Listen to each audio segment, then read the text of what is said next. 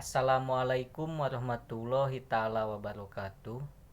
Perkenalkan, nama saya Anggi Paujan Permana, asal dari Garut, tepatnya di daerah Caringin Rancabuaya, dari Prodi Ilmu Administrasi Negara, Fakultas Ilmu Sosial dan Ilmu Politik.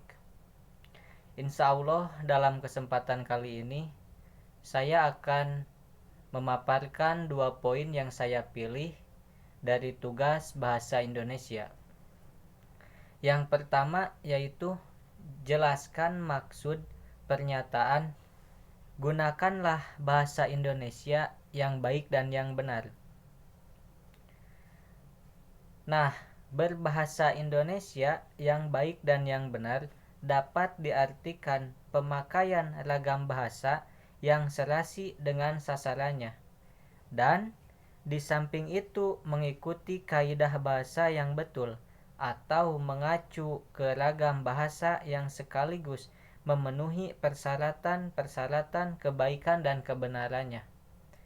Atau dapat dilihat dalam KBBI, Kamus Besar Bahasa Indonesia. Yang kedua yaitu sebutkan 3 alasan yang membuat kita bangga memiliki bahasa Indonesia.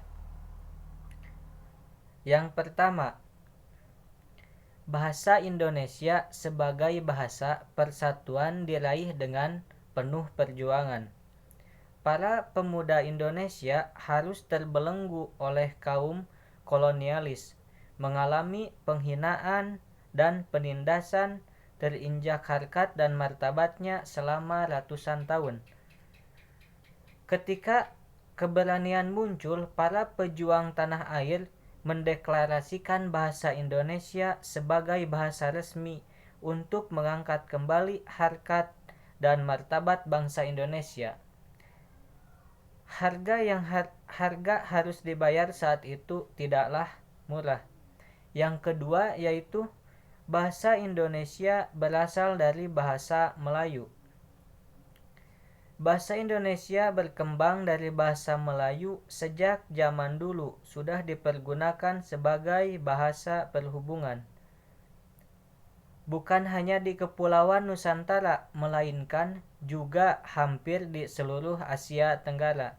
Yang ketiga yaitu bahasa Indonesia adalah bahasa yang sangat kaya. Bahasa Indonesia berakar dari bahasa Melayu dengan daerah Riau sebagai pusat perkembangannya. Namun seiring waktu berjalan, bahasa Melayu mendapat banyak pengaruh dari pedagang dari Arab, Tiongkok, India, dan sebagainya.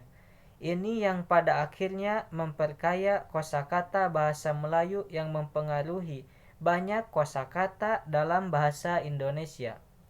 Tak cuma bahasa asing, ratusan bahasa di daerah terdapat di Nusantara yang sedikit banyak mempengaruhi perbedaan-perbedaan bahasa di Indonesia. Mungkin cukup sekian yang dapat saya sampaikan. Wassalamualaikum warahmatullahi taala wabarakatuh.